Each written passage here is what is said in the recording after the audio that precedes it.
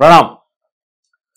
पंतप्रधान नरेंद्र मोदी हे 400 पार असा एक काय म्हणूया आपण एक माहोल तयार करतायत. एक असं काय म्हणतात पब्लिक हिप्नॉटिझम ज्याला आपण म्हणतो, मास हिप्नॉटिझम, तसा एक मास हिप्नॉटिझमचा ते नेहमीच प्रयोग करतात. मला एकाने सांगितलं की हे जे मोठमोठे बाबा बुवा वगैरे ज्यांच्या समोर 2-2, 5-5 लाख माणसं एका वेळेला बसतात, त्यांना मास हिप्नॉटिझमची कला अवगत असते. त्यामुळे ती 10 लाख माणसं अनेक वेळा बाबा बुवांची प्रवचनं ज्या वेळेला आपण ऐकतो त्यावेळेला आपल्याला असं वाटतं की हे मी पण बोलू शकतो. मला तर नेहमी वाटतं की अरे यात काय नवीन सांगतायत ते. अगदी उदाहरणं असतील, अगदी ते जे काय श्लोक म्हणून दाखवतात, अभंग म्हणून दाखवतात, ओव्या म्हणून दाखवतात, ते सगळे असं वाटतं की हे आपल्याला माहिती असलेलं आहे, आपण बोलू शकतो. पण मग 10-10 लाख, 5-5 लाख माणसं अशी भारावल्यासारखी, मग त्यातली काही काय म्हणतात त्यात तल्लीन होऊन नाचायला लागतात, काही डोलायला लागतात, काही घोळायला लागतात, काही लोळायला लागतात. हा सगळा जो मास हिप्नॉटिझमचा प्रकार आहे, मला एकाने सांगितलं की मोदींची 2 सिक्रेट्स आहेत. त्याच्यामधलं एक आहे त्यांना मास हिप्नॉटिझम अवगत आहे. असू शकतो. असं त्यांच्याविषयी फार म्हणजे आपल्या मुख्यमंत्री एकनाथ शिंदेच्या तांत्रिक, मांत्रिक वगैरे वगैरे आवडीविषयी, निवडीविषयी आणि ते त्यामध्ये खूप रस घेतात आणि करतात पण त्या प्रकारच्या काही गोष्टी. याची चर्चा खूप आहे. आनंदीही करत होते. पण मोदी देखील या तंत्रमंत्र विद्येतले प्रवीण आहेत. इंदिरा गांधी देखील निन्या बाबा बुवा आणि असे जे तांत्रिक होते त्यांचा सल्ला घ्यायचा. त्यामुळे चंद्रस्वामी वगैरे हे तांत्रिक आहेत. मी त्यांना भेटलेलो आहे जयंत साळगावकरांबरोबर. त्यामुळे त्यांच्या चर्चा मी ऐकलेल्या आहेत. त्यामुळे हे जे तांत्रिक आहेत, तर असं निश्चितपणे मी म्हणू शकतो की ह्या काही तांत्रिक ज्या त्याला आता कला म्हणायचं, शास्त्र म्हणायचं की विद्या म्हणायचं, ते तुम्ही ठरवा. पण मोदींना त्यात स्वारस्य आहे असं तर मी निश्चितपणे म्हणू शकेन. अशा तऱ्हेची चर्चा फार झाली नाही. पण मोदींच्या जीवनामध्ये तंत्रमंत्र, त्यांचे गुरु कोण, तेथले तांत्रिक कोण, या विषयावर खरं म्हणजे एक व्हिडिओ करायला पाहिजे. नीट माहिती घेऊन करायला पाहिजे. कुणी उद्या असं म्हणता कामा नये की नाही हे चुकलं. म्हणून आज मी स्पेसिफिकली नावं नाही घेतोय, पण ह्या 2 गोष्टी लक्षात ठेवा की एक मास हिप्नॉटिझमची कला अवगत आहे पंतप्रधान नरेंद्र मोदींना आणि तशीच ती तंत्रमंत्र याच्यामध्ये तांत्रिक विद्येत देखील त्यांचे गुरु आहेत.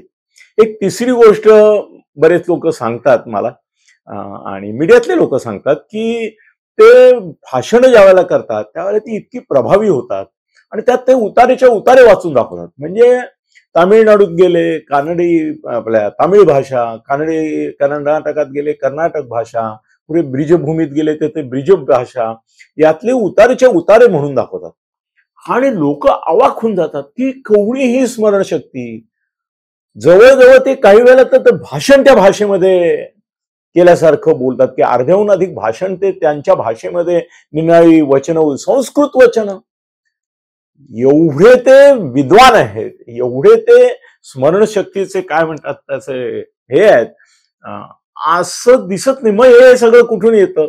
तर मीडियामध्ये जे लोक त्यांना क्लोजली कव्हर करतात, कॅमेरामन्स वगैरे असतात, त्यांच्यापैकी काहींनी मला सांगितलं की ते जेव्हा बोलतात तेव्हा लोकांना समोर दिसत नाही, पण 2 त्यांच्यासमोर ते टेलिप्रॉम्प्टर 2 असतात आणि ते इकडे ज्या वेळेला बघतात त्यावेळेला तुम्हाला असं वाटतं की ते तुमच्या त्या मॉपकडे बघतायत. प्रत्यक्षात त्यांना तो टेलिप्रॉम्प्टर तर दिसत असतो आणि त्याच्यावर वाक्यामागून वाक्य ही त्यांना देवनागरीमध्ये लिहून येत असतात. म्हणजे सोनिया गांधी हिंदी पण रोमन लिपीत लिहायच्या, तर यांच्याकडे ती त्यांच्या भाषेतली वाक्य वगैरे कोटेशन्स ते जे देतात एकामागून एक, ती सगळी त्या याच्यावर येत असतात स्क्रीनवर आणि म्हणून ते इतकी प्रभावी भाषण करतात. आता ते कॅमेरामननी मला सांगितले की ज्यांनी कव्हरेज केलंय मोदींचं जवळ, त्यामुळे हे असेल. पण ती पण एक गुपित आहे की इतके कोटेशन्स अख्ख्या भारतामध्ये मोठमोठे वक्ते आहेत, मोठमोठे महाराज, बाबा, गुरु किती आहेत, पण ते जेवढी कोटेशन देऊ शकत नाही तेवढी मोदी देतात. याचं रहस्य ते आहे. असो, माझा मूळ मुद्दा खरं म्हणजे वेगळाच आहे, पण हे माझं वैशिष्ट्य आहे की मूळ मुद्द्याला सोडून मी भरपूर भरकटतो. मग मला तिकडून समोरून असे हातवारे येतात की बरोबर मुद्द्यावर या, मुद्द्यावर या, मुद्द्यावर या. मग माझी हरपसाची कथा मूळ पदावर येते. तर कसं आहे ना की मला स्वतःला असं वाटतं की खरोखरच मोदींनी प्रचंड बहुमताने पंतप्रधान व्हावं. आणि माझी अशीही इच्छा आहे की विरोधक आरोप करतात, ते म्हणतात की यांना 400 पार कशा करता जायचंय. परत मी भरकटतोय, पण हे बोलणं आवश्यक आहे. यांना 400 पार कशा करता जायचंय, तर यांना संविधानामध्ये बदल करायचे. आणि लगेच कसं झालंय आपल्याकडे की संविधान म्हटलं म्हणजे ते संविधान नसतंच, ती बाबासाहेब आंबेडकरांची निर्मिती असते आणि म्हणून त्याला आक्षेप. पण डॉक्टर बाबासाहेब आंबेडकरांनी स्वतः त्याच्यामध्ये म्हटलंय की कालानुरूप जर काही बदल करावे लागले तर मूळ ढाचा कायम ठेवून, मूळ त्याच्या हेतू कायम ठेवून असे केले गेले पाहिजेत. संविधान पूर्णपणे नष्ट करून नवीनच संविधान अशी कल्पना कोणीच करायची गरज नाही. आतापर्यंत काहीतरी 142 का काहीतरी आकडा आहे, एक्झॅक्ट आकडा बघ जरा गुगलवर, किती घटना दुरुस्ती झाल्या आतापर्यंत आपल्या. एवढ्या घटना दुरुस्ती झालेल्या आहेत. म्हणजे असं काय काय त्या घटनेला कोणी हातच लावलेला नाही, त्यात काही बदलच केलेला नाही असं नाही. पण आरोप करताना हे लोक म्हणतात की 400 यांना हवे कशाला, सगळ्या विधानसभात यांना हवं कशाला, त्यांना घटनाच नवीन करायची. नवीन घटना करायची गरज नाही. आता आहे त्या घटनेचं इम्प्लिमेंटेशन. डॉक्टर बाबासाहेब आंबेडकरांनी स्वतःच म्हटलं होतं की घटना ही कागदपत्री आहे, तिचं इम्प्लिमेंटेशन करणारे त्याचा अर्थ कसा घेतात आणि तो अर्थ कोर्टामध्ये कसा मान्य होतो याच्यावर आणि त्याच्या अंमलबजावणीवर याचं सार्थक आहे या घटनेचं. त्यामुळे घटनेची दुर्घटना करण्याचा आरोप विरोधक करतात आणि म्हणून यांना 400 पाहिजे असं म्हणतात. परंतु माझी स्वतःची अशी इच्छा आहे की खरोखरच 400 पार जावं त्यांनी, पण ते जाणार नाहीत हेही मला. आता कसं आहे की सत्यस्थिती आहे, परिस्थिती आहे, वस्तुस्थिती आहे, तीही आपण कुठेतरी बोललं पाहिजे ना. लोक उद्या म्हणतील ना ते 400 पार नाही गेले तर काय अनिलजी, किंवा अगदी 400 पार 400 पार त्यांनी म्हटलं म्हणून तुम्ही पण म्हणताय. अहो ते राजकारणी आहेत, ते राजकीय नेते आहेत. किती केले? 105 केले का? अच्छा, आमच्या यांच्याकडून सांगता येते की 105 दुरुस्त्या झाल्या. 2021ला शेवटची झाली. ओके. तर घटना दुरुस्ती होते, तो मगाच्या मुद्द्याशी संबंधित मुद्दा. तर माझं म्हणणं असं आहे की लोक मला असं म्हणतील ना की ते 400 म्हणत होते. मग तुम्ही दावा करता ना की मला वस्तुस्थिती, परिस्थिती, सत्यस्थिती माहिती असते, तर मग सत्यस्थिती तुम्ही तरी सांगा ना. ओके, एक हिप्नॉटिक स्पेल सगळ्या देशावर पसरवायची आणि बाबा पुढे जर तुम्हाला स्थैर्य हवं असेल, राजकारणामध्ये तुम्हाला अनुकूल असे बदल घडवायचे असतील आणि अनुकूल अशी घटना दुरुस्ती. घटना आम्ही धक्का नाही लावणार. डॉक्टर बाबासाहेब आंबेडकरांचं नाव तिच्याशी जोडलं गेलं असल्यामुळे हे जो दुसऱ्या कोणी केलं असतं ना, कदाचित डॉक्टर राजेंद्र प्रसाद म्हणा किंवा अन्य कोणाची, तर ही घटना तिला हे जे आज एक अधिष्ठान पावित्र्य मिळालंय आणि डॉक्टर बाबासाहेब आंबेडकरांच्या जीवनाशी आणि या देशातल्या 30% दलित लोकांच्या भावनांशी ती जोडली गेली. नेहरूंनी ती त्यावेळेला डॉक्टर बाबासाहेब आंबेडकरांचं नाव त्याच्याशी जोडल्यामुळे ती डॉक्टर बाबासाहेब आंबेडकरांची घटना झाली, भारताची घटना राहिलीच नाही ती. आणि त्यामुळे त्याच्या संदर्भात 30% 35% काय जे दलित आहेत, भारतामध्ये दलितांची संख्या किती टक्के, तर ती तेवढ्या लोकांची भावनिक हे झाली की आमच्या बाबासाहेबांची घटना आहे, तिला नाही हात लावायचा. त्यामुळे किती वेळा इंदिरा गांधींच्या मनात आलं. इंदिरा गांधींनी तसे प्रयत्नही थोडेसे करून बघितले. 25%. ओके, 25% म्हणजे झालं ना. देशातले पाव 100 कोटी झाले तर 25 आणि 40 कोटी वरचे झाले तर 35 कोटी लोकांच्या भावना डॉक्टर बाबासाहेब आंबेडकरांची, दलितांच्या निगडीत आहेत, कोणत्याही जाती पोटजातीच्या असो. आणि त्याच्यामुळे साहजिकच घटना हे त्यांना प्रतीक वाटतं, डॉक्टर बाबासाहेब आंबेडकरांचं आज असलेलं प्रतीक. त्यामुळे त्याला नाही हात लावायचा अशी त्यांची भावना आहे. 105 वेळा तरी देखील त्यात बदल झालेले आहेत. मोदी देखील मूळ घटना जी आहे त्याच्यामध्ये बदलच करणार आहेत वेगवेगळे, ज्याच्यामुळे या देशामधल्या लोकशाहीचा सार्थक असा अर्थ लागेल असे करणार आहेत. पण ते करण्यासाठी त्यांना 2/3 3/4 काय जे बहुमत लागतं त्याची गरज आहे. ते त्यांना मिळेल की नाही एवढाच प्रश्न आहे, म्हणून ते 400 पार म्हणतात. परंतु ते असं म्हणतातच, त्याला जसं अमित शहा एकदा प्रॅक्टिकली बोलताना म्हणाले की निवडणुकीच्या भाषणांना फार सिरियसली घेऊ नका, तेव्हा काहीतरी बोलावं लागतं, करावं लागतं. आता मला सांगा तुम्ही की संजय राऊत म्हणतो की आमचे जेवढे शिवसेनेचे उमेदवार आहेत तेवढे सगळेच्या सगळे निवडून येणार आहेत. जर एवढे सगळेच्या सगळे निवडून येणार असते तर ते तुम्हाला सोडून का गेले असते? त्यांना खात्री होती की ठाकरे गटात राहिल्यामुळे आम्हाला निवडून येता येणार नाही, म्हणून ते तिकडे गेले ना लेका. मग तू काय सांगतो सगळेच्या सगळे आमचे निवडून येतील? तुलाही माहिती आहे, तुझं माझं बोलणं होत होतं की प्रकाश आंबेडकर तुमच्या बरोबर राहणार नाही, तो तुम्हाला घोळवणार. त्याचं म्हणणं असं होतं की तो आम्हाला चुतिया बनवतोय, तो आम्ही त्याला चुतिया समजतो, तो काय करणार आहे, पण आम्हाला त्याला एक्सपोज करायचं आहे. हे काही वेगळे गौप्यस्फोट मी करतोय, परत विषयांतर करतोय, हे नक्की आहे. पण संजयचं म्हणणं असं होतं की तो मुळामध्ये भाजपचा दलाल आहे, हेच आम्हाला सिद्ध करायचं होतं, म्हणून आम्ही त्याला मुद्दाम खेचत होतो, मुद्दाम बरोबर घेत होतो. तुला किती पाहिजे? 2 पाहिजेत? हा, घे घे घे. 4 पाहिजेत? घे घे घे. 6 पाहिजेत? घे ना. याचं कारण अल्टिमेटली तो आम्हाला दगा देणार, विश्वासघात करणार. आणि त्यांनी संजयला म्हटलं की तू पाठीत सुरा खुपसला. म्हणजे आता ठाकरेंची, उद्धव ठाकरेंची शिंदेबाबतची तक्रार जी होती ती आता प्रकाश आंबेडकरांनी संजय बाबत केली, ज्या संजयच्या माध्यमातून सगळे त्यांचे कारनामे चालले होते. ऐक रे विचित्र. पण हे असं होणार हे सांगून सुद्धा संजय शेवटपर्यंत नाही, ते आमच्या बरोबर आहेत, काल मिटिंगला आले, काल त्यांचं असं झालं. त्याला कळलं होतं, त्याला माहिती होतं की हे आपल्याला चुत्या बनवण्याचा धंदा आहे. त्यांना असं करायचं होतं की मी डाव्या आघाडीच्या बरोबर किंवा या तुमच्या तथाकथित पुरोगाम्यांबरोबर आहे, हे पुरोगामीत्व दाखवण्यासाठी प्रकाश आंबेडकरांनी तो खेळ केला की आम्ही वाटाघाटी केल्या, पण तुम्हीच आम्हाला दूर लोटलं, तुम्ही आम्हाला बोलवलं नाही. यांनाही एक्सपोज करायचं होतं. संजयने सांगितलं की आम्हालाही त्याला एक्सपोज करायचं होतं की आम्ही तो म्हणतोय ते करायला तयार आहे, पण तो नखरे करतोय कारण मुळात तो भाजपची बी टीम आहे.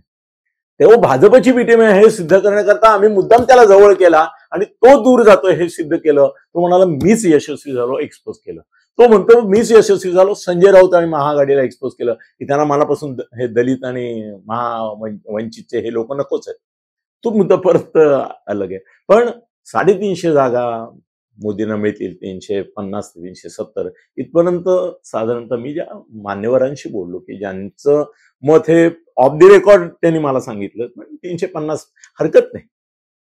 400 जरी नाही मिळाल्या, आपण आता काय होणार माहितीये की 400 नाही मिळाल्या आणि यांना 350 370 जरी मिळाल्या तरी देखील विरोधक म्हणणार होय बघा बघा, त्यांचा धुवा उडवलेला असणार, ते पूर्णपणे चीज झालेले असणार, त्यांची वाट लागलेली असणार, त्यांचे काहीच निवडून 100-125 आलेले असणार, तरी देखील ते म्हणणार की बघा कुठे 400 आले, कुठे 400 आले, 370च आले, 350च आले.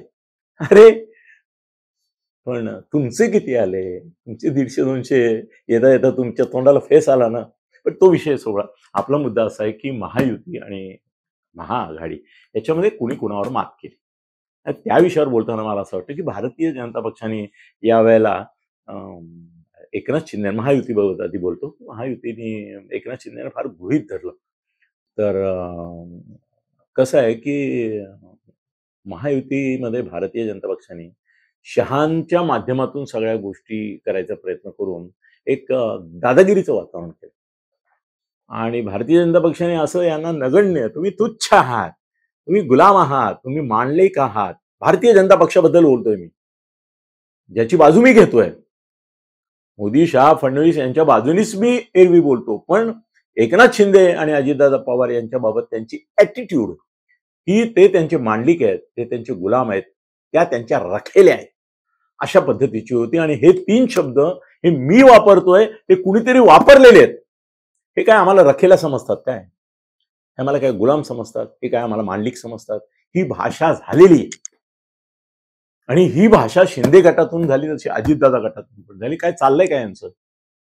हे कुठला सर्वे सांगतात? हा यांनीच केलेला सर्वे. अरे असे बोगस सर्वे तर रोज करतात लोक. आम्ही पण सर्वे करून दाखवतो की सगळ्या 48 जागे आमच्याच पक्षाचं हे आहे. शिंदे गट म्हणातल्या काय काय लोकांनी सांगितलं की आम्ही पण असे सर्वे करून दबाव आणू शकतो, किंवा आमचा सर्वे नाही, तुमचा जे सर्वे आहे इतक्या ठिकाणी आमचे हे बदला, आमचे उमेदवार कोण आहे आम्हाला ठरवू द्या ना. ते ठीक आहे, पडले जिंकले ती जबाबदारी आमची आहे, आम्ही आणू जिंकून, आम्हाला खात्री आहे. तुम्ही कोण सांगणार की आमचा उमेदवार कोण असावा? आणि ज्या जागा आमच्या आहेत त्याही तुमच्या, आणि तुमच्या जागा तर आम्ही मागतच नाही. हा काय प्रकार आहे? मला असं वाटतं की शिंदेनी फार कौशल्याने हा विषय हाताळला. अजितदादांना तो तेवढा हाताळता नाही आला, कारण त्यांना तो आत्मविश्वास नव्हता, कारण खासदारांच्या संदर्भामध्ये त्यांच्याकडे संख्याबळ नाही. तर जरा अजितदादांचं संख्याबळ बघ, MP आता काय कोण आहेत, प्रफुल्ल पटेल तर एक आहेत राज्यसभेवर, बाकी कोण आहेत बघ. तर त्यांना तो हाताळता येत नव्हता अजितदादांना. लोकसभेच्या पातळीवर तो हाताळता, विधानसभेत ते बघतील बरोबर भांडतील, पण लोकसभेच्या पातळीवर यांच्याकडे आलेले आहेत ना खासदार. 13 खासदार असताना तुम्ही 5 आणि 6 खासदार देणार ही भाषा करता. त्यांनी भाजपने खूप काय म्हणतात त्याला, यांना ताणाताणी केली हो. खूप मानसिक दबाव आणला. म्हणजे झालं असं की ज्या टॅक्टिक्स ते विरोधी पक्षातल्या लोकांना स्वतःच्या पक्षात आणण्यासाठी करतात, त्या प्रकारच्या टॅक्टिक्स माझी माहिती आहे, ऑथेंटिक आहे, की त्यांनी आलेल्या बरोबरच्या शिंदे आणि यांच्या गटाबाबत सुद्धा दाखवली की या नेत्याबाबत ईडीची अमुक चौकशी चालू आहे, या नेत्याला नका देऊ तिकीट. तुम्ही कोण सांगणार? ठीक आहे, ईडीची चौकशी अनेक लोकांवर चालू आहे आणि अनेक लोकांच्या ईडी चौकशा तुमच्या बरोबर ते आल्यानंतर तुम्ही बंद पण केलेल्या आहेत, हे आम्हाला माहिती आहे. यांच्या बंद करा ना. तुम्ही वॉशिंग मशीन आहे असं दानवेंनी जाहीरपणे सांगितलेलंच आहे. रावसाहेब दानवेंनी सांगितलंय ना आमच्याकडे वॉशिंग मशीन आहे, मग द्या ना वॉशिंग मशीन टाका. त्यांच्यावर आरोप आहे त्यांना तिकीट देऊ नका, हा काय दादागिरीचा भाग आहे? ते आलेच मुळामध्ये तुमच्याकडे आणि आमच्याकडे एवढ्यासाठी की तुम्ही त्यांना वॉशिंग मशीन मधून स्वच्छ करून तिकीट द्यावं. आता तुम्ही म्हणताय हो, भारतीय जनता पक्षावर खरं सांगायचं तर शिंदे प्रचंडच चिडले होते, पण शिंदेचं कौतुक केलं पाहिजे की त्यांनी अखेरपर्यंत संयम सोडला नाही. त्यांनी असं केलं की त्यांच्याबाबत असं वाक्य मी त्यांना बोललो की युद्धात जिंकले आणि तहात हरले. युद्ध केलं ठाकरेंबरोबर आणि तह झाला भाजपबरोबर. युद्धात जिंकले आणि तहात हरले ही मराठ्यांची परंपरा आहे, असं होऊ देऊ नका. मला जर 5 आणि 7 जागा द्यायला यांनी सुरुवात केली आणि तुमचे विद्यमान जे खासदार सोडून आले त्यांनाही जर बाजूला ठेवायला लागले तर काय पत राहील तुमची? तुमच्याच आमदार आणि खासदारांमध्ये आमदार सोडून जातील. जर तुम्ही विद्यमान ठीक आहे, एखाद्याचा परफॉर्मन्स इतका पुअर आहे की त्यालाही कळलंय की मी पडणार आहे, त्याला सांगा तुला विधानसभेला घेतो. पण लोकसभेला तुम्हाला जे तुमच्या बरोबर आले त्यांना न्याय देताच आला पाहिजे. त्यावर त्यांनी एवढंच सांगितलं की ही पेशन्सची गोष्ट आहे. आता प्रत्येक गोष्ट लगेचच धारेवर धरायची किंवा निकालाला न्यायची गरज नाही. जेव्हा फायनल वाटाघाटी होतील तेव्हा तुम्हाला दिसेल की मी सगळ्यांना न्याय दिला आणि माझ्या पक्षावर अन्याय होऊ दिला नाही आणि ते त्यांनी खरं करून दाखवलं. मला असं वाटतं की भारतीय जनता पक्षाने फार अनैतिक पद्धतीने दबाव आणून शिंदे आणि अजितदादांबद्दल फार मी बोलत नाही, पण शिंदेबरोबर सुद्धा अनैतिक असा दबाव आणायचा प्रयत्न केला, पण त्याला शिंदे पुरून उरले. त्यांनी मात केली भाजपच्या दमदाटी आणि दबावाला, असंही मी म्हणू शकतो. त्यामुळे त्यांना ज्या जागा मिळाल्या त्या मिळाल्या आणि अजूनही मिळणार आहे. आता भाजपमध्ये उलटी चर्चा सुरू झाली आहे की शिंदे यांनी ज्या पद्धतीने लोकसभेमध्ये आपल्या जागा मिळवल्या त्या पद्धतीने विधानसभेत जर मिळवल्या तर आपल्या एकट्याच्या बळावर आपण महाराष्ट्रामध्ये भाजपची सत्ता आणू शकतो. हे कसं काय साध्य होईल? ही अस्वस्थता तर भाजपमध्ये आहे आणि शिंदे इतकं निकराला जातील. त्यांना वाटलं टेकन फॉर ग्रँटेडच की यांना दाबूनच टाकता येईल आपल्याला. हा तुमची ताकदच नाही, हा आमचा सर्वे. शहांचं दर्पण. शहा पण हरले, फडणवीस पण हरले. त्यांना शिंदेचं म्हणणं मान्य करावं लागलं कारण शिंदे न्याय मागत होते. न्यायला मागण्या करत होते आणि त्या करणं भाग होतो त्यांना. नाहीतर ही युती उधळायला देखील शिंदेनी मागे पुढे पाहिलं नसतं. इतके शिंदे दृढ निश्चयाने या बाबतीमध्ये फर्म होते. त्यांनी त्यांना सांगितलं होतं की हे काही केवळ भाजपच्या सोयीकरता सगळं चाललंय असं समजू नका. आम्ही तुम्हाला मदत केली म्हणून तुमची गेलेली सत्ता आली आहे. आज तुम्ही जे सत्तेवर आहात, उपमुख्यमंत्री आहात, काय जे आहात, ते जर आम्ही बंड केलं नसतं, सिरीज घेऊन बाहेर पडलो नसतो तर हे झालं नसतं. पण तुमच्याकडे 25 तर आधीपासून होते म्हणून तुम्ही सांगता, तर मग का नाही बंड करू शकलात तुम्ही? का मी यायस्तोड नाही झालं? अजितदादांनीही त्यांना सांगितलं की तुम्ही मला का घेतलं? माझा अपमान करण्याकरता, अवमूल्यन करण्याकरता घेतलं का? माझी इज्जत घालवण्याकरता घेतलं का? इथपर्यंत त्यांनी शब्द वापरले. ह्या आतल्या गोष्टी फारशा बाहेर येत नाहीत आणि भाजपवाले येऊ देत नाहीत आणि या दोघांचं म्हणणं असं की हे बाहेर बोलून काय उपयोग आहे. पण माझं म्हणणं असं की एक तटस्थ विश्लेषक ज्याला या माहिती कळते आतमध्ये काय बोलणी चालू आहे त्यांनी तरी तुमच्यापर्यंत हे सांगितलं पाहिजे. मला असं वाटतं की अजितदादांनी मात केली भाजपवर, मी असं म्हणणार नाही, पण अजितदादांकडे ती ताकद लोकसभेमध्ये नाही. विधानसभेमध्ये तुम्हाला अजितदादांचं नवं रूप पाहायला मिळणार आहे विधानसभा निवडणुकीच्या जागा वाटपामध्ये. पण आज शिंदेंनी भाजपवर मात केली ही गोष्ट निश्चितपणे. महाआघाडीबद्दल बोलायचं राहिलं पण मी वेगळ्या व्हिडिओत बोलेल कारण आता 20 मिनिटं जवळजवळ याच व्हिडिओत झालेले आहेत. धन्यवाद. खळबळजनक गौप्यस्फोट म्हणजेच YouTube चॅनल अनिल थत्ते गगनभेदी. खळबळजनक गौप्यस्फोट म्हणजेच YouTube चॅनल अनिल थत्ते गगनभेदी.